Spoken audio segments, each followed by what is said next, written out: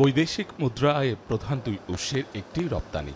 টানা ৩ মাস ধরে দেশের এ খাতের নেতিবাচক প্রবৃদ্ধিতে বাড়ছে অস্বস্তি।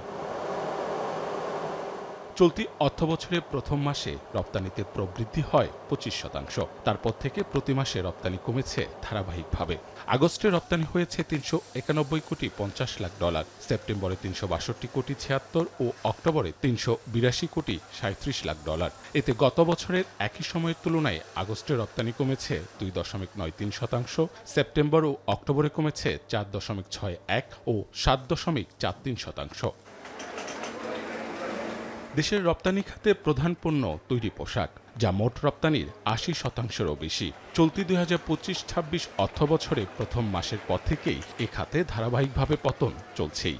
গেল অক্টোবরে পোশাক খাতে রপ্তানি $৩০২ কোটি, আগস্ট ও সেপ্টেম্বরে এর পরিমাণ ছিল $৩১৭ ও $২৮৪ কোটি। গত বছরের একই সময়ের তুলনায় রপ্তানি আয় কমেছে প্রায় $৬০ কোটি। ব্যবসায়ীরা বলছেন, অন্যান্য দেশের আগ্রাসী রপ্তানির বিপরীতে বাংলাদেশের সার্বিক রাজনৈতিক পরিস্থিতির প্রভাব পড়েছে রপ্তানি খাতে। তাদের মতে, উত্তরণের জন্য উৎপাদন খরচ কমানো এবং প্রয়োজন রাজনৈতিক স্থিতিশীলতা। সরকারের পক্ষ থেকে লাগামবিহীন বক্তব্য প্রেসে দেওয়া, এটা আমাদের জন্য অনেক বড় চ্যালেঞ্জের। এই ধরনের বক্তব্য থেকে বিরত থাকা, পাশাপাশি আমাদের এক্সপোর্ট সহজীকরণ করা। কারণ বিদেশি ক্রেতারা কিন্তু বুঝতে পারছে না যে আমরা সঠিক সময়ে সঠিক গুডসটা ডেলিভারি করতে পারবো কিনা। ৫ আগস্ট পরবর্তী সময়ে বন্ধ হয়েছে রপ্তানিমুখী অনেক কারখানা। বিজিএমই এর তথ্য মতে গত ১৪ মাসে শুধু পোশাক কারখানা বন্ধ হয়েছে ৩৫৩টির মতো। এ প্রসঙ্গে বিজিএমই এর সভাপতি মাহমুদ হাসান খান বলেন, সরকারের নীতিগত পরিবর্তন, এনবিআর এর কর্মবিরতি ও বন্দরের সক্ষমতার অভাবে বেড়েছে কারখানা বন্ধের হার। যে বিভিন্ন সময় যে পলিসিগুলো হঠাৎ চেঞ্জ করা হয়, এটা অনেক ফ্যাক্টরি অ্যাকসেপ্ট করতে পারে না বা অ্যাবজর্ব করতে পারে না।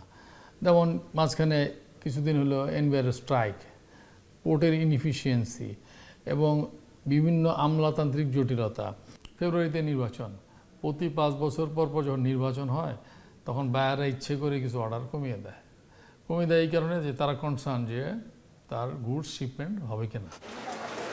যুক্তরাষ্ট্রের অতিরিক্ত শুল্ক আরোপের কারণে আগস্ট ও সেপ্টেম্বর মাসে কাঙ্ক্ষিত ব্যবসা করতে পারেননি ব্যবসায়ীরা। তারা মনে করেছিলেন অক্টোবর মাসে কাঙ্ক্ষিত রপ্তানি তারা করতে পারবেন, কিন্তু অক্টোবর মাসে রপ্তানির নেতিবাচক প্রবৃদ্ধি তাদেরকে চিন্তায় ফেলে দিয়েছে। ব্যবসায়ীরা মনে করছেন, রাজনৈতিক স্থিতিশীলতা না আসলে রপ্তানির এই নেতিবাচক প্রবৃদ্ধি থেকে উত্তরণের কোনো সুযোগ নেই। এদিকে ইপিবির তথ্য বলছে, গেল অক্টোবরে তৈরি পোশাক, কৃষি প্রক্রিয়াজাত পণ্য, হিমায়িত চিংড়ি ও প্লাস্টিক পণ্যের রপ্তানি কমেছে।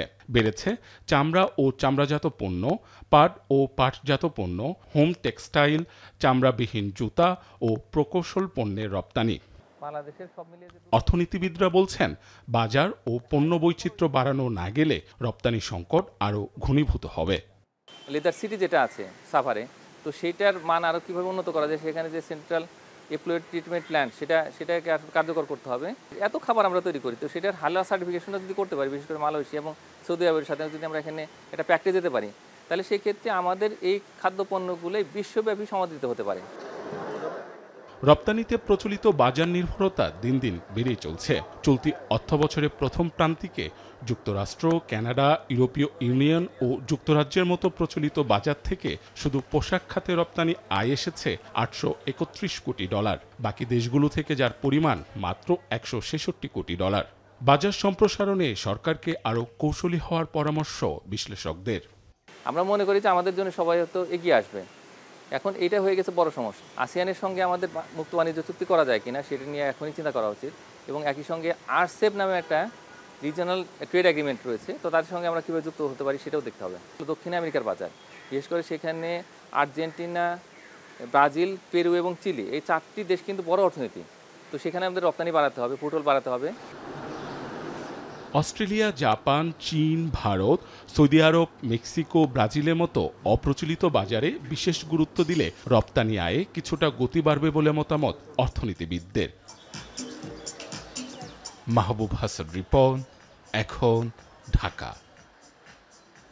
4 গুণ শক্তিশালী এনজাইম ও অধিক ফেনা সমৃদ্ধ অরিক সিলভার ওয়াশ মাত্র 70 টাকায়।